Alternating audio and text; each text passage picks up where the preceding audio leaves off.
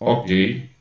Dessa vez eu fiz uma checagem antes de começar tudo, e da última vez que eu gravei tela, não gravou meu áudio. Aí eu estava checando também nesse tempo como é que estava o áudio. Então já está tudo checado por mim. Vou aqui dividir tela, o áudio está sendo gravado. Então essa aula vai sair com a minha explicação. Dessa vez não vai ter falha. Vou começar a dividir tela aqui com vocês. Muito bem, provavelmente minha tela já está aparecendo. Vou expor o slide aqui para vocês agora. Ok, vamos agora aqui iniciar o slide. Ok. Primeiro assunto aí, tá aí. O nome do assunto é História como Ciência. Existe uma diferença da escrita de história com H e história com E. Tem história com E e tem história com H. Qual é a diferença de história com H e história com E? A diferença é a seguinte: a história com E é aquele bate-papo que você, por exemplo, pode ter com um amigo seu, ele te contando uma história da vida dele, que necessariamente pode não ser tudo como ele exatamente está contando. Ele pode estar aumentando alguma coisa, diminuindo outra ali, certo? Enfim, não tem obrigação nenhuma de ser fiel aos fatos, né? Ele vai contar a versão dele e ele vai, ao gosto dele, aumentar alguma coisa ou diminuir alguma coisa, né? E você, do outro lado, às vezes até você pode ter conhecimento de que aquilo tudo não é verdade, você pode conhecer uma parte da história, né? Ou pode ter vivido com ele alguma dessas histórias, e você pode, durante essa fala do seu colega, você pode confirmar o que ele falou, né? Se tornando mais um mentiroso na história, ou você pode desmenti-lo na frente de todos, coisa que às vezes a gente faz, né? Só poder sacanear o colega, a gente gosta de abusar o colega, né? Então a gente diz: rapaz, isso aí não é verdade, não é bem assim não, rapaz. Conte a verdade, rapaz, não foi isso não foi bem assim não, eu tô ligado, eu estava lá no dia, né? Então essa é a chamada história com E, certo? A história com H, ela é uma ciência, ela tem a obrigação de ser fiel aos fatos, ela tem que comprovar aquilo que ela está falando, né? O fato dela comprovar aquilo que ela está falando torna ela uma ciência. Uma ciência, para afirmar qualquer coisa, tem que ter provas sobre aquilo que está sendo afirmado. Então, por isso, a história com H é uma ciência, certo? Por isso, essa é a diferença entre história com H e história com E, beleza? Vamos lá, então. Próximo ponto aqui. O que é história? E não é uma pergunta retórica, não é uma pergunta onde eu mesmo vou responder, é uma pergunta onde você vai me responder. Você aí do outro lado da tela, se você tiver uma ideia do que é história, me diga aí você do outro lado da tela, o que você acha que seja história?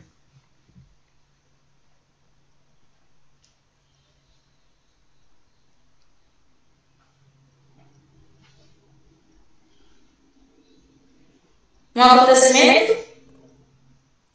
Pode ser, mas a história, o que é que a história estuda? O que é que a história estuda? Qual o objeto de estudo da história? Acontecimento do passado. Opa, já temos a palavra-chave aí, hein? A palavra passado. Sim, sim, meus amigos. O passado é a palavra-chave desse negócio. Sim, correto. História é o estudo do passado. A palavra em destaque é a palavra passado, certo? Quando a gente fala a palavra passado, vem algumas ideias na nossa mente, como, por exemplo, é algo que não existe mais, é algo que já morreu, é algo que está enterrado, é algo que não interfere mais nos dias atuais, é algo, como diz o ditado, águas passadas não movem moinho. E aí, quando você pensa dessa maneira, que essas ideias vêm na sua cabeça, você pensa: para que merda eu vou estudar a história? Se esta zorra não existe mais. Se essa zorra não interfere mais na minha vida. Correto? Se você analisar dessa forma, estudar a história é uma perda de tempo gigantesca. Nossa, você deve estar em choque. O próprio professor de história está falando mal da matéria dele. Como pode? Ele deveria vender o peixe dele e não está vendendo. Ele está afugentando os compradores do produto dele, que é o estudo do passado. Meu amigo e minha amiga, esse é o lance. Mas se você entender que o passado, ele não é só passado, se você entender que o passado, nem tudo do passado está morto e enterrado. Aliás, mesmo que muitas coisas do passado estejam mortas e enterradas e não interfiram mais nesse momento da gente, tudo que está morto e enterrado e que não interfere mais nesse momento da gente, na verdade eles interferem sim. E eu vou te explicar como. Por exemplo, pega a sua história de vida, né? Olhe para as suas coisas do passado, desde como você foi criado, né? Lá criança, relacionamento com seus pais, relacionamento com seus primos, parentes. Cada uma dessas pessoas que talvez nem exista mais, que já faleceram, pense no que cada uma dessas pessoas contribuiu, né, na sua vida, ou positivamente ou negativamente, deixou alguma marca em você. E essa marca que deixou em você, né, essa característica que foi deixada em você, ela é uma característica muito presente na sua vida hoje. Né? Tudo que você a forma de você se comportar, desde você ser tímido, desde você ser uma pessoa comunicativa, desde você ser uma pessoa, sei lá, que gosta de pagode, que gosta de MPB, os seus gostos musicais, até o time que você torce, Bahia, Vitória, tudo isso, né, foi influenciado por alguém, certo? Alguém do seu passado te influenciou nesse sentido, alguém do seu passado ajudou a formar a sua personalidade que você tem hoje. Tudo que você é hoje foi construído por influências do passado. Então, o que isso quer dizer? Que o nosso presente, a nossa atualidade é resultado do passado. É o passado quem constrói o presente. Então, quando a gente estuda o passado, o objetivo não é entender o passado. O objetivo maior de todos é entender o presente, é entender a atualidade. A atualidade só pode ser entendida quando você estuda o passado, porque é o passado que constrói o presente. Agora sim, a história serve para você, porque agora você percebeu que a história explica muita coisa que acontece hoje em dia, certo? Então o objetivo de você estudar o passado é você entender o presente, é você entender a atualidade. É o passado que constrói o presente, é o passado que explica tudo o que acontece hoje em dia. Então, sendo assim, observe. Qual a função de estudar o passado? Eu acabei de falar qual é a função. Me diga você do lado da tela, de acordo com o que eu acabei de falar, qual é a função de estudar o passado? Diga aí você do lado da tela.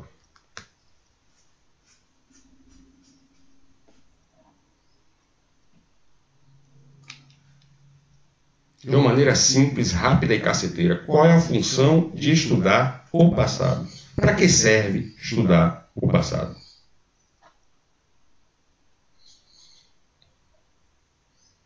Entender o presente? Exatamente. É isso aí. Entender o presente. Entender a atualidade. Ok? História, observe aí, para fechar esse slide. História é o estudo do passado para entender o presente, para entender a atualidade. E aí, galera, até aqui, tá beleza? Tá claro esse lance aí?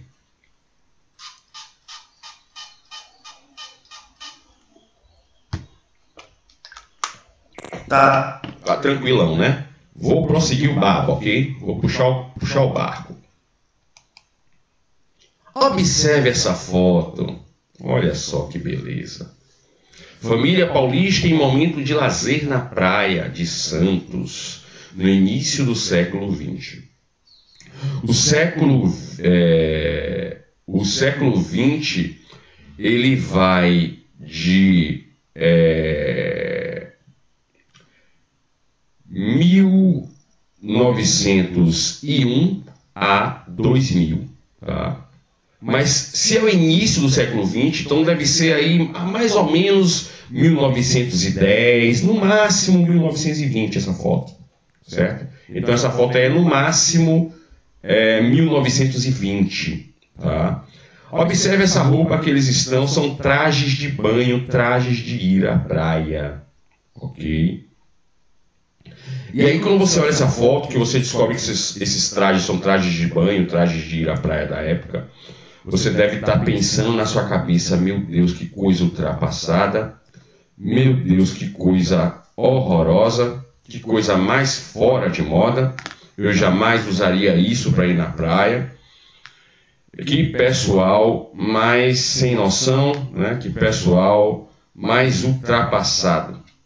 É o que deve estar passando pela sua cabeça agora.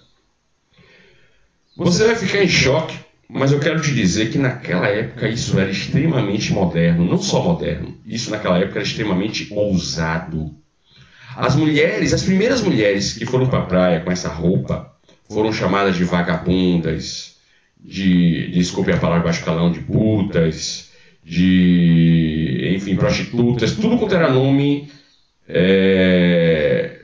depreciativo, elas eram chamadas. Né? As primeiras mulheres que foram dessa forma para a praia foram bastante mal faladas na época. Elas foram extremamente ousadas, apesar de você achar que essas roupas aí são ultrapassadas, mas na época, antes dessa roupa de ir para a praia, a roupa que as mulheres e os homens usavam ia até a canela, ia até perto do pé, certo? Eles usavam, sabe essa calça leg que vocês usam para malhar na academia? Era tipo isso, era tipo uma calça leg, certo? E por cima da calça leg ainda ia esse vestidinho aí, tá? Então essas meninas revolucionaram, elas tiraram o pano. Elas tiraram o pano da canela e foram para cima do joelho. Olha quanto pano essas meninas tiraram. Certo? E na época isso foi um escândalo. Isso foi um escândalo. Eu garanto a vocês que muitos de vocês naquela época não iriam ter a coragem de sair como eles estão saindo aí. Não por ser ultrapassado, mas por ser moderno demais. Certo? Então muitos de vocês não iam ter coragem naquela época de sair desse jeito que eles saíram. Certo? Não por ser ultrapassado, ao contrário, por ser moderno demais, certo? Então, a gente só é moderno na nossa época. A gente só está na moda na nossa época. Quando passa 10, 20, 30 anos para frente, seus filhos, seus netos, seus bisnetos, quando olharem suas fotos da sua época de adolescência e ver as roupas, os estilos que vocês tinham, eles vão achar vocês ridículos, eles vão achar vocês ultrapassados, eles vão achar vocês fora de moda, eles vão perguntar a vocês, meu pai, minha mãe, meu avô, minha avó, como é que você usava essa porcaria de roupa na época? Você está ridículo, você está ridícula, certo? Então, vocês são modernos agora, certo? Mas daqui a 20, 30 anos, seus filhos e netos e bisnetos vão achar vocês extremamente ridículos, vão achar vocês extremamente ultrapassados. Eu já estou passando por isso com a minha filha. Ela olha para mim e ainda me diz, você é ridículo. Ela tem a idade de vocês hoje. Ela, talvez ela não tenha tido noção ainda de que um dia ela também vai ser ultrapassada. Né? Mas, enfim, cada geração tem a geração seguinte que vai achar aquela geração que nesse momento atual, aquela geração no futuro será ridícula, será ultrapassada. Ok, modernos. Vocês entenderam a mensagem aí, jovens? Que serão futuros velhos. Que roupinha mais linda. Pois é. No futuro vocês serão um bando de ultrapassados. O tempo é cruel. O tempo não perdoa ninguém. Se preparem que um dia será vocês. Muito bem. Este biquíni, meu povo, este é um biquíni da década de 50. É o famoso biquinão. Que hoje tem gente que usa biquinão atualmente, né? É uma moda que foi retomada. Tá? O vestidinho não foi retomado, não. Nunca mais usaram o vestidinho. Mas esse biquinão já foi retomado. Tá? Esse biquinão, pra você ter uma ideia da mentalidade da época, quando o biquinão saiu, o presidente do Brasil da época, ele criou um decreto proibindo as mulheres de saírem com esse biquíni na praia. Pai, o presidente da época fez um decreto para proibir as mulheres de saírem com esse biquíni na praia, que era considerado imoral. Certo? Olha o tamanho desse biquíni. Perceberam o lance aí? Agora, pergunte se as mulheres da época comeram reggae do presidente do Brasil. Elas não comeram reggae, papai. Elas meteram a cara na rua com esse biquíni aí e botaram cara dura. Né? Quem diz, cadê? Eu quero ver quem é que vai impedir de eu sair com o meu biquíni. Certo? Para a alegria da rapaziada, maravilhoso, né? Bem melhor do que um biquíni anterior. Concordam, rapazes? Eu achei esse biquíni. Né? E os rapazes aí gostaram desse biquíni? Eu gostei bastante. Para mim ele já tá bom. Mas pode melhorar. Eu prefiro ele agora, não preciso. Vai melhorar. Calma que a gente vai chegar lá. Fique tranquilo. Agora eu vou trazer uma imagem que vocês, rapazes, vão adorar. Biquíni da década de 80. Sim, senhoras e senhores. Na década de 80 saiu este biquíni. O famoso asa delta, o fio dental. Uau, que emoção. Coisa linda. Muito bem, tá aí o biquíni que ainda hoje é dominante, graças a Deus. Né? Nós adoramos ele. Os rapazes sabem bem do que eu estou falando. Não, velho, não. Inclusive, essa gata que tá com esse biquíni, ela já foi minha namorada, entendeu? Na época que eu terminei com ela, ela não aceitou, até hoje ela me liga, né? Mas eu já disse a ela que eu sou homem casado, eu sou sério, comprometido, então ela não se conforma até hoje. Né? Ela que deu mole, não eu, entendeu? Porque, enfim, você sabe que o sistema, né, é bruto. Claro, a fila anda, né? A fila, tá ligado, né, papai? A fila anda, né? Tá ligado, né? Muito bem. Mas, rapazes e meninas, a mensagem que eu quero que vocês entendam é a seguinte. Esse biquíni que a galera usa, que as meninas usam hoje, ele só existe graças àquelas primeiras meninas do início do século XX que tiveram a ousadia de tirar o pano da canela para ir para cima do joelho com aquele vestidinho. Se não fossem aquelas primeiras meninas, gente, jamais chegaria esse biquíni atual, certo? Então, os primeiros a fazer uma mudança são os responsáveis pela mudança final que nós estamos vivendo agora, certo? Então, tudo veio de algum lugar. Esse biquíni atual que vocês usam hoje, meninas, é graças àquelas primeiras meninas que tiraram o pano que saía da canela e foram para o joelho com aquele vestidinho. Se não fossem aquelas meninas, vocês não usariam esse biquíni atualmente. Então, elas, as primeiras a tirar pano, são as grandes heroínas desse negócio, certo? É graças a elas que vocês hoje podem usar este biquíni atual, que é uma delícia cá para nós. Muito bem. Observem agora essa foto interessantíssima. Nessa foto, nós temos aí... O que é que vocês acham que é isso? O que é que vocês acham que é isso aí? Me diga aí o que é que vocês acham que é isso aí nessa foto. Um balão. Um balão, perfeito. É isso aí. Um balão. Tá? Na imagem que a gente está vendo, não dá para ver direito. Mas aqui no balão, deixa eu ver, ó, aqui nessa parte aqui do balão tem uma bicicleta pendurada. Muito doido, muito doido. Para quando eles pousarem no lugar, o cara pegar a bicicleta e sair, né? E aqui dentro desse balão, minha galera, tem um cara muito famoso, que eu não sei se você do outro lado da tela conhece, mas é um cara chamado Santos Dumont, um brasileiro, certo? Santos Dumont, quando viajou de balão, quando voou em um balão pela primeira vez na vida dele, ele ficou embasbacado, impressionado, chocado, ele ficou encantado com a experiência de voar. Certo? Ele achou aquilo incrível. Só que ele ficou se perguntando uma coisa. Ele disse, cara, a experiência foi muito legal, foi muito massa, mas tem um problema nesse negócio aí. O balão, cara, ele é guiado pelos ventos. A gente só sabe de onde é que a gente vai sair. Mas por causa do vento, ninguém tem a menor ideia de onde é que o balão vai parar. Certo? O balão não tem controle de direção. E isso faz com que, inclusive, a gente não possa determinar qual lugar o balão vai passear para a gente ver o local, né? Para a gente apreciar o local. E Santos Dumont ficou pensando naquilo, disse, rapaz, eu tenho que solucionar esse problema, eu tenho que dar um jeito do balão poder ser guiado, do balão poder ser dirigido e não depender só do vento. Ele pensou, e está aí Santos Dumont na casa dele estudando uma maneira de dirigir o balão. E quando ele criou um balão que era possível de ser dirigido, esse balão passou a se chamar dirigível. Dirigível é o nome do balão que pode ser guiado, que pode ser direcionado, que pode ser dirigido. Foi Santos Dumont quem criou esse tipo de balão, que podia ser dirigido. Observe aqui nessa imagem, ó, que tem esse prédio aqui, tá vendo? Onde eu estou passando o cursor, tem esse prédio. Isso aqui, gente, foi o dia onde Santos Dumont, nas experiências de voo de balão dele, bateu nesse prédio.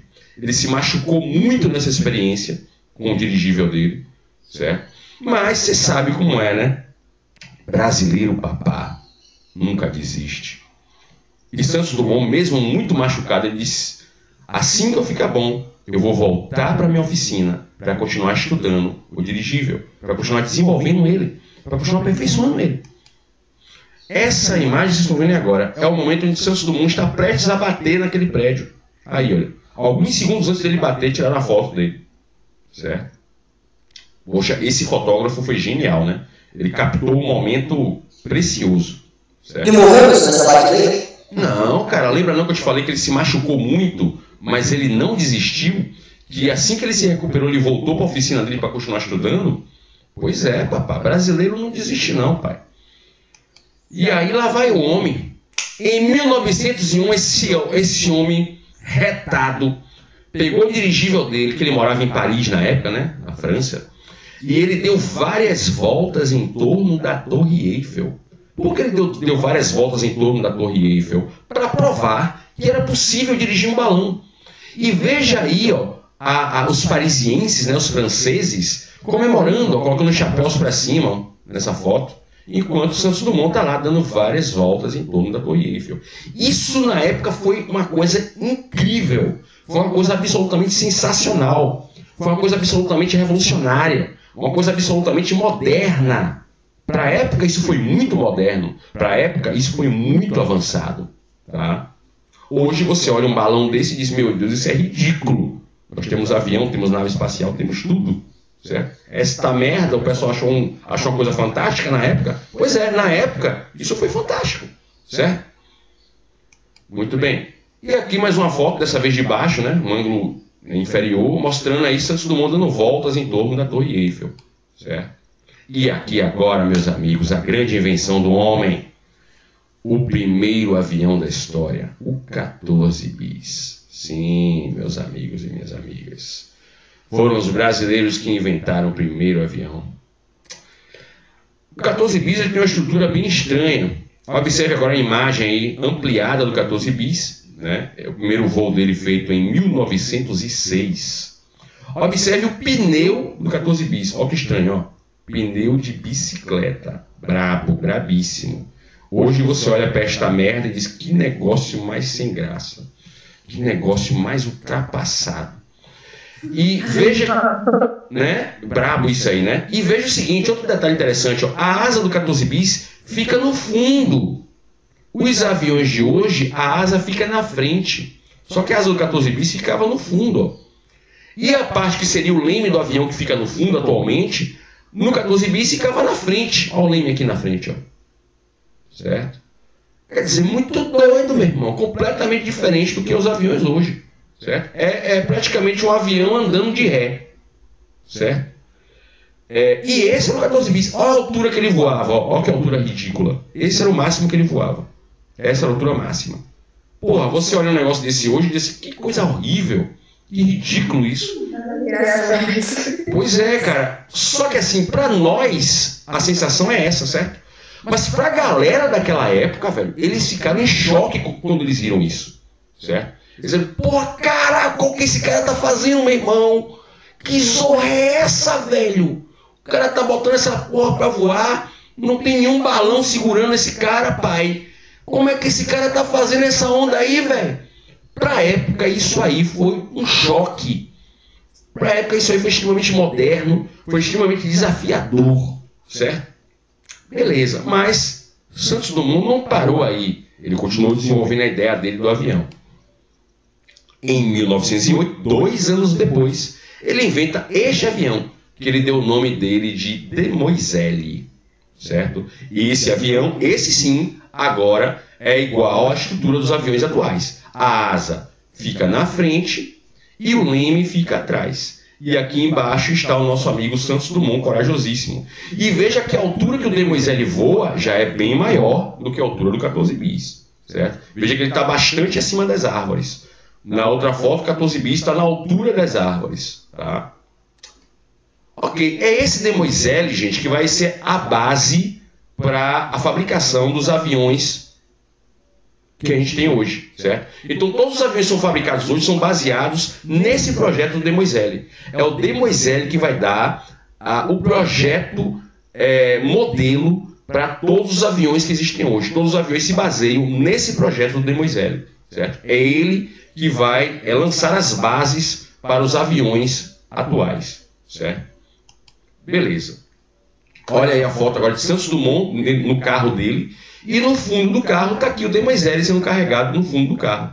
Imagine, olha que sensacional isso, bicho. O Demoiselle era um avião incrível.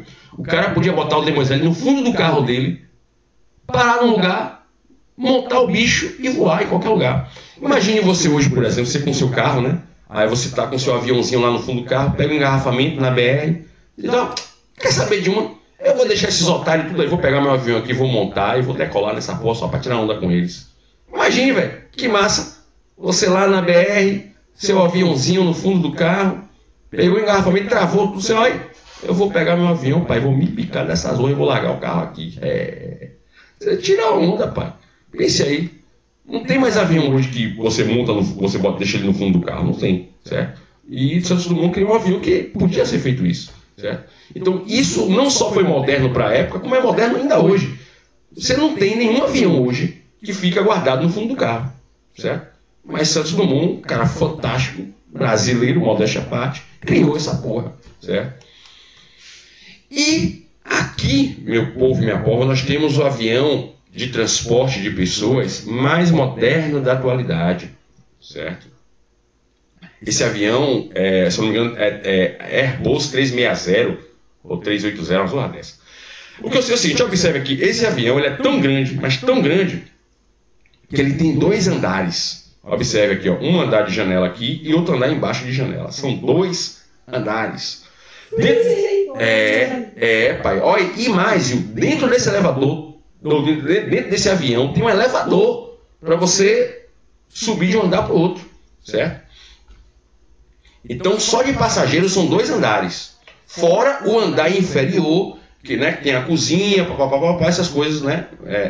O bagageiro, né? Então, na verdade, esse avião tem 3 andares. Não são só 2, são 3, certo?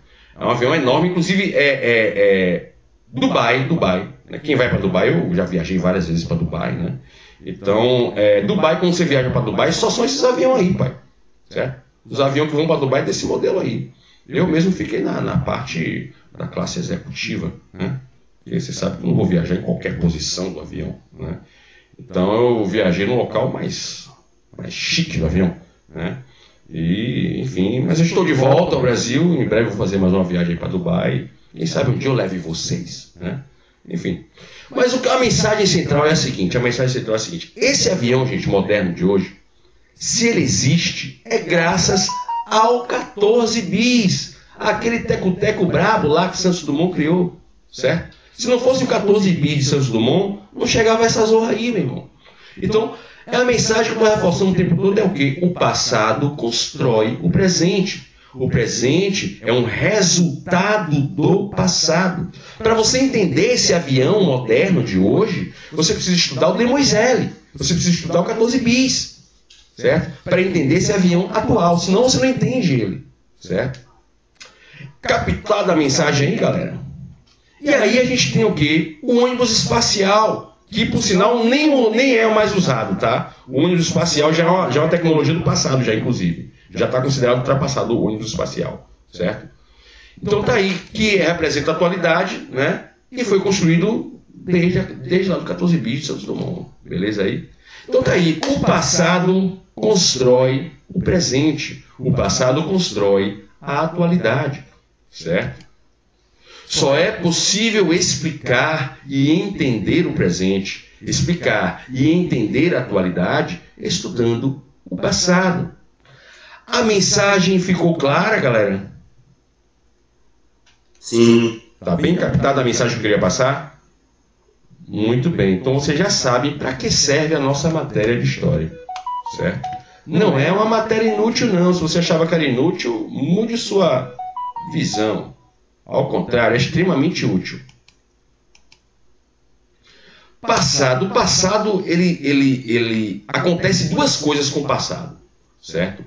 Existem muitas coisas do passado que não existem mais. As coisas do passado que não existem mais são chamadas de mudanças ou rupturas. Rupturas é o que? Aquilo que rompe, aquilo que parte, aquilo que deixa de existir, que deixa de continuar, certo?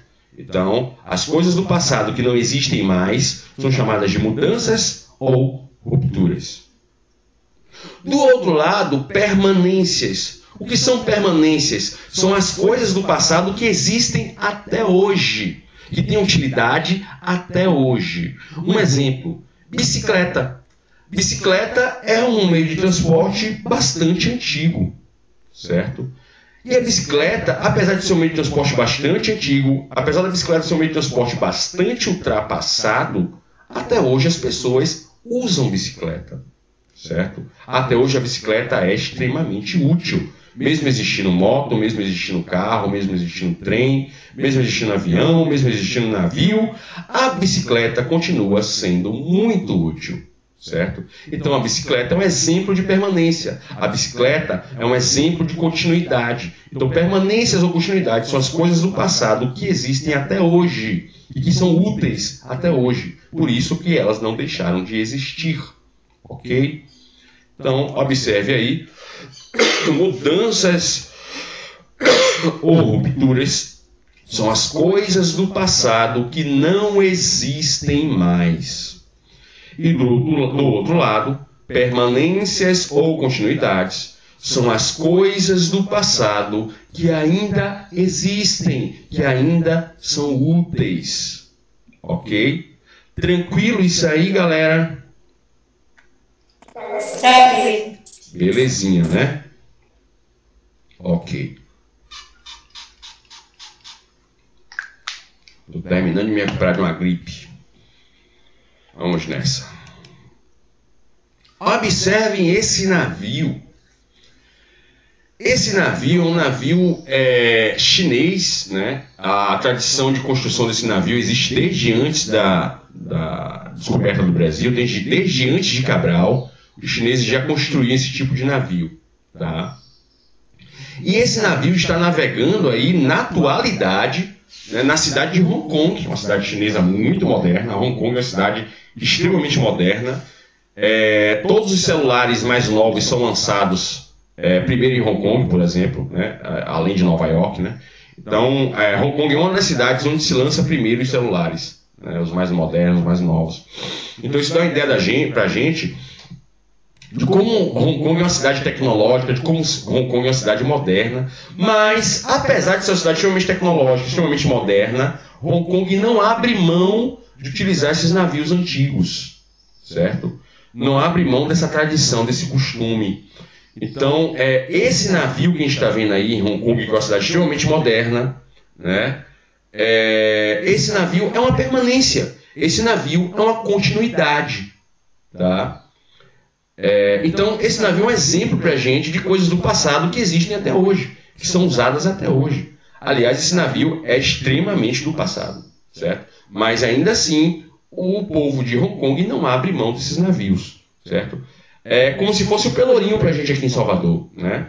O Pelourinho, não mexeram na construção do Pelourinho, nas casas, não construíram prédios modernos lá, porque é uma tradição nossa, é um costume nosso, isso faz parte da nossa identidade de baiano. Então, como o elevador Lacerda também, que é outro exemplo, certo?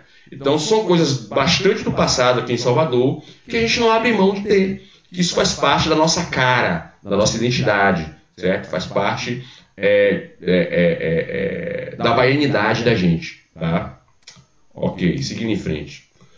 Aqui temos um outro exemplo de continuidade e permanência. Nessa imagem aí, nós temos aí o personagem chamado de Capitão do Mato. O que é o Capitão do Mato? O Capitão do Mato era um cara que tinha origem africana, certo? Era um cara que anteriormente era um escravo, né? Nascido de família escrava, mas que o dono da fazenda pegava esse cara e transformava ele nessa função aí, que chama Capitão do Mato. E para o cara obedecer, né, o dono da fazenda, para o cara, né, fazer tudo o que ele queria, dava para esse cara um cavalo bonitão, observe o cavalo, né, por sinal até branco o cavalo, dava uma roupa bacana, dava uma arma bacana, né, dava um chapéu bacana, enfim, dava uma série de benefícios para esse cara, para que esse cara agisse em favor do fazendeiro. E o que esse cara fazia? Qual era a função do Capitão do Mato? A função do Capitão do Mato era caçar os escravos que fugiam da fazenda, certo? Então esse cara era uma espécie de traidor dos escravos, digamos assim, certo? Era o puxa-saco do patrão, né?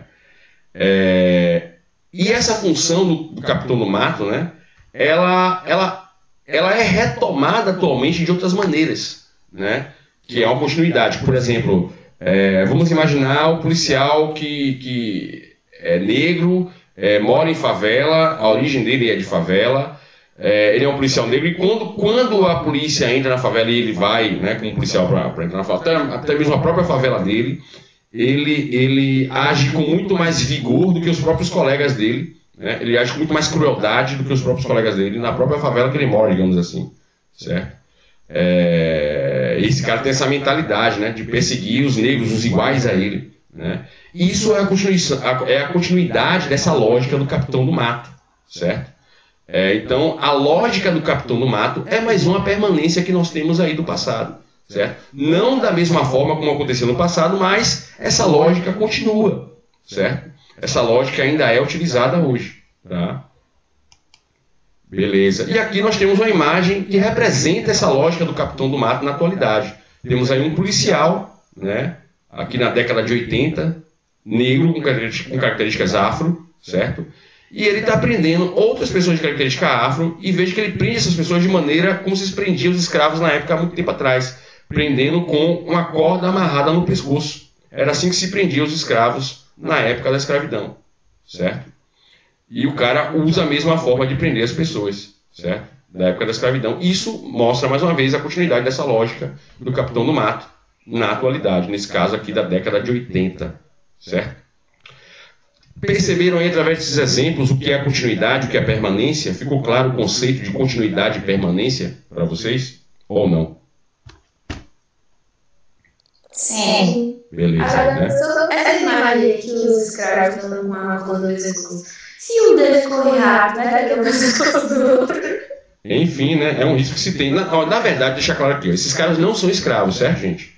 Esses caras estão com a corda no pescoço aí. É uma foto da atualidade. Esses caras são pessoas comuns, trabalhadores assalariados e tal, mas que eles foram presos por esse policial com esse método da escravidão do passado, certo?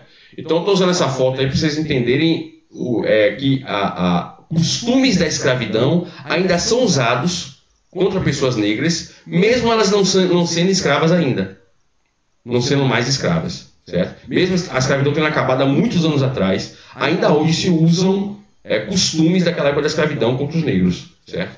Então, isso é um exemplo de continuidade de permanência, certo? Uma continuidade, aliás, que não é nada agradável, né? Uma permanência que não é nada agradável. E aqui mais um exemplo de continuidade e permanência, ó. Você veja aí que temos aí uma rua asfaltada, tá aí o carro, atrás de uma carroça, que é um meio de transporte do passado, e o cara tendo que aguardar essa carroça andar pacientemente até liberar a passagem para ele sair, né? Então, veja que apesar da carroça ser uma coisa do passado, ainda hoje tem gente que usa carroça na cidade grande. Eu tenho certeza que vocês, de vez em quando, vê alguma carroça andando por aí, não é mesmo? Ou não? Aqui na montanha, às vezes. Exatamente. Isso é uma continuidade. Isso é uma permanência. Tá? Ok, seguindo em frente. E aí é que vem um lance. Um conceito importante. Esse conceito chamado anacronismo. O que é o anacronismo? Né? Vamos entender agora. Coisas ou situações do passado que não têm mais espaço ou condições de existir na atualidade. Coisas ou situações que já foram superadas e já estão ultrapassadas, mas que continuam existindo, como a carroça que a gente acabou de ver, certo? A carroça, numa pista asfaltada de alta velocidade, faz algum sentido, pelo amor de Deus? O que é que vocês acham? Não mesmo, certo? Então, uma carroça, gente, andando na BR, isso é um anacronismo. Certo? Ou seja, é uma coisa do passado que não se encaixa mais nos dias de hoje. Não existe espaço para isso. Certo? Então, o cara pegar uma carroça e querer andar na BR-324, ele está pedindo para morrer. Certo? Não tem nada a ver. Tá? Isso é um anacronismo. Ok? Beleza aí? É a mesma coisa de você pegar um jovem hoje e esse jovem ter a mentalidade machista do avô dele. Pelo amor de Deus, cara. Certo? Não tem mais espaço para isso, velho. Tá? Se toca, velho. Né? Então, isso também é um anacronismo, certo?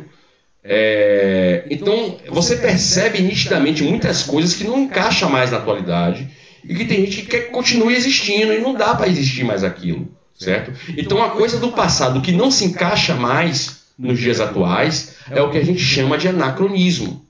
Tá? Isso é anacronismo. Beleza? Aí tá compreendido o que é anacronismo, galera? Ficou claro o conceito? Ficou. Beleza, vou seguir em frente, tá certo? Sujeito histórico. Esse conceito aqui para mim, ele é o mais importante de todos aqui. Né? E é essa grande missão do ensino de história. A grande missão do ensino de história é fazer o aluno perceber o papel dele de sujeito histórico. Fazer o aluno perceber que ele é um agente de mudança, que ele é um agente de transformação, que ele possui um dever histórico de realizar mudanças, né? De modernizar as coisas, tá? De fazer as coisas evoluírem e ir para um estágio melhor. Sujeito histórico. A primeira coisa para a pessoa começar a se perceber como sujeito histórico, ele começa a se perguntar de onde ele veio. Quais são as origens dele. Né? Porque uma coisa é você saber qual foi a relação que você teve com seus pais desde criança, com seus avós, né? Para quem teve a oportunidade de conhecer os avós. Né? Outra coisa é você descobrir como é que era a vida dos seus bisavós, dos seus tataravós, né? O que é que eles deixaram de herança cultural para vocês. Eu não estou falando de herança material, estou falando de herança cultural, de costumes, de tradições, certo? Então, a primeira coisa que a pessoa começa a se questionar para se transformar no sujeito histórico, é ela se perguntar de onde ela veio, quais foram as coisas que influenciaram ela a ser quem ela é hoje, certo? A ser quem ela é agora. Observe aí, o estudo da história nos possibilita conhecer o legado. O que é o legado? São as coisas que as gerações passadas deixaram para a gente, certo? Que nos foi deixado desde coisas positivas a coisas negativas, como o racismo, por exemplo. O racismo é um legado cultural que existe da época da escravidão e até hoje muita gente carrega valores racistas que não cabem mais na atualidade, mas infelizmente elas acontecem. Né? E com elas aprender as lições deixadas e evitar cometer os velhos erros do passado. Então quem estuda história tem o privilégio de antecipar a jogada do inimigo, digamos assim, certo? Então é como se você já soubesse o que o cara ia fazer, né, contra você. É como você jogar dama, como você jogar xadrez. É você saber a 5 passos na frente o que é que o cara vai fazer. Então, quando você estuda o passado, você aprende muitas jogadas que o seu adversário pode fazer contra você, e você aprende a se defender de suas jogadas, porque você já conhece a maioria dessas jogadas, certo? Então, essa é uma das funções de você estudar o passado, de você compreender quais são as jogadas que o seu inimigo pode fazer contra você, certo? Antes mesmo dele fazer. Quem eu sou? É a primeira pergunta que é respondida. E a segunda pergunta é: para onde eu vou? Quando você entende quais são as jogadas que podem ser feitas, você começa a fazer algumas possíveis previsões do que pode acontecer, né? Então, estudar história, estudar o passado, não só permite você estudar o passado, não só permite você entender o presente, mas permite até mesmo você fazer algumas previsões do que pode acontecer lá na frente, certo? Porque você já conhece quais são as tendências do que pode acontecer, né? Então, o estudo de história também nos dá esse poder, tá? Estudando história, nos situamos sobre quem somos enquanto indivíduos e enquanto comunidade e sociedade, né? É a chamada identidade cultural, né? As coisas que nós herdamos das gerações passadas, é que formam a nossa identidade cultural, né? Tudo que você gosta e o que você não gosta, tudo isso é consequência de uma identidade cultural, é consequência de um legado das coisas que foram deixadas pelas gerações passadas para você, as coisas foram passadas de pai para filho, né? Geração após geração. Nos situamos da missão que foi deixada para a nossa geração e o que temos de deixar para as gerações futuras. E aqui eu quero focar no exemplo do estudo, né? Por exemplo, eu vou citar aqui o meu exemplo, né? Os meus avós, os pais dos meus pais, eles não concluíram o ensino fundamental, ou seja, eles não chegaram ao 9º ano, que hoje é chamado de 9º ano, né? Talvez, ou com certeza, muitos dos meus avós nem sequer chegaram ao 6º ano, que dirá o 9º, né? E quando eles criaram os meus pais, eles cobraram dos meus pais que eles não só fizessem o ensino fundamental, como eles fizessem o ensino médio, que vocês fazem hoje, né? E concluíssem o 3º ano. Então, a meta que os meus avós traçaram para os meus pais era que eles concluíssem o 3º ano, coisa que eles nunca conseguiram fazer. Então, a geração passada nos deixa uma missão que eles não conseguiram fazer. E essa missão fica para a gente, tá? Já meus pais, eles não tiveram a chance de ter um ensino superior. Meus pais não tiveram a chance de fazer faculdade. Então, na criação que eu tive com os meus pais, eles me cobraram que eu tivesse ensino superior, eles me cobraram que eu fizesse faculdade, já que eles não tinham chegado na faculdade. Ficou para mim a missão de fazer faculdade, coisa que eles não fizeram, certo? Então, isso é um exemplo bem simples, né, dessa tal missão que a geração anterior nos deixa, né? Aquilo que eles não conseguiram fazer, eles passam para a gente fazer, certo? E a gente tem que abraçar essa missão e cumprir essa missão, tá? Principalmente no que diz respeito ao estudo, certo? Então nós temos o dever, a dívida com as nossas gerações passadas de conquistar coisas que eles não conquistaram e que eles trabalharam muito duro para que a gente tivesse uma chance melhor do que eles, certo? Todas as gerações anteriores a nós, eles trabalharam duro para que a geração seguinte tivesse chances melhores do que a geração anterior, certo? Então nós temos essa dívida com os nossos antepassados. Nós temos a missão deixada por eles de conquistar aquilo que eles não conquistaram, certo? E aí, por exemplo, aí eu quero levar para outra situação que é a seguinte, né?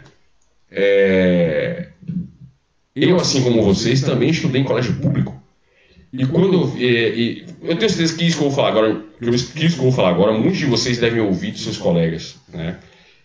Na época eu ouvia bastante dos meus colegas que era impossível chegar na faculdade, que quem estudava em colégio público jamais ia conseguir chegar na faculdade, né? E que se chegasse não ia conseguir terminar a faculdade. Era esse tipo de coisa que eu ouvia dos meus colegas, certo? A maioria deles pensavam assim. Mas eu e alguns outros poucos colegas meus pensávamos ao contrário. Nós pensávamos, não, nós vamos sim chegar na faculdade, nós podemos sim conseguir, nós sabemos que o sistema, né, que nós vivemos trabalha para que a gente não chegue lá, né? O sistema não deixa quem é pobre crescer, mas nós somos pobres ousados, nós queremos crescer, e nós vamos crescer, e nós vamos tentar passar na faculdade até conseguir, certo? Eu não passei na primeira vez, só passei na terceira tentativa, certo? Então essa é uma mensagem também para você do outro lado da tela. Não pense que passa de primeira, não é fácil passar de primeira. É normal, inclusive, você não passar na primeira vez, é normalíssimo. Não é para você ficar triste, abatido, porque você não passou na primeira vez. Relaxa, é assim mesmo, certo? Tenta na segunda, tenta na terceira. Se eu não passasse na terceira, eu ia continuar tentando até passar. Agora eu te garanto o seguinte, todas as vezes que eu tentei fazer vestibular, em todas as vezes eu estudei, certo? E a cada ano que eu estudava, eu ganhava mais preparo para passar. É aquela história, quanto mais você estuda, mais você fica preparado. E quanto mais você fica preparado, mais perto de conseguir o seu objetivo você está. Certo? Então, é aquela história, se você sempre estudar todas as vezes, em algum momento, meu amigo, minha amiga, você vai passar. Certo? Ninguém vai poder tirar isso de você. Certo? A única pessoa que pode tirar a vitória das suas mãos é você mesmo. É você mesmo. Certo? Se você não tentar, se você não se esforçar, meu amigo, você está tirando sua própria chance. Tá? Então não tire essa chance de você. Ok? Dê a você o direito de tentar. Dê a você o direito de persistir até conseguir. Tá clara essa mensagem aí, por favor? Me digam aí o que vocês acham. Tá bem claro. Pois é. Né? Então, aquele seu colega, aquela sua colega que fica falando para você que você não vai conseguir fazer faculdade, dê uma banana para essa pessoa. Certo? E eu lhe digo mais. Hoje, eu ainda tenho contato com muitos colegas meus daquela época que fez colégio público comigo. E hoje, eu tenho uma vida bem melhor do que a deles. O que eu estou dizendo para você é o seguinte, eu não sou rico. Certo? E eu não estou dizendo para você do lado da tela que você vai ficar rico. Não estou dizendo isso. Não estou dizendo a você que se você fizer faculdade você vai ficar rico. Não estou falando isso não. O que eu estou te falando é, se você fizer faculdade, você melhora as suas chances de ter um bom emprego. Esse bom emprego entenda o seguinte, você vai conseguir ter o seu apartamentozinho, vai conseguir comprar seu carrinho, não um carro de luxo não, um carro básico, certo? Vai conseguir comprar seu celularzinho, bonzinho, não um celular topzão não, um celular bonzinho, tá? O meu celular não é topzão não, ele é bonzinho, certo? Você vai conseguir viajar pelo menos uma vez por ano, para um lugar bacana, certo? Vai conseguir pagar suas contas, né? Conseguir formar sua família. É disso que eu estou falando. Ficar rico é uma outra história, certo? O que eu estou falando é de você ter uma vida de boa qualidade, de você ter conforto. Eu não estou falando de você ter luxo, estou falando de você ter conforto, certo? São coisas bem diferentes, tá? Porque às vezes o seu colega do outro lado, né? Que é um sabotador, uma sabotadora, vira para você, você está achando que se você fizer faculdade, você vai ficar por cima da carne seca, Você vai ficar cheio de dinheiro? Você vai ser um fodido. Você vai ser um fodido, mas só que o seu colega que não tem faculdade vai ser muito mais fodido do que você. Certo? Pessoal. Oi. Tá tendo aula de geórgia já. Já entrou o horário? Já, oh meu Deus. Gente, eu acabo por aqui. Eu espero que tenha sido, que foi útil essa aula para vocês. Foi. Bacana, vocês entenderam a minha mensagem, não entenderam? Eu entendi. Muito bem, é isso. Bom, foi bom estar com vocês, brincar com vocês, baixinhos. Mas a nave Xuxa vai partir. Bye, bye, até sexta-feira.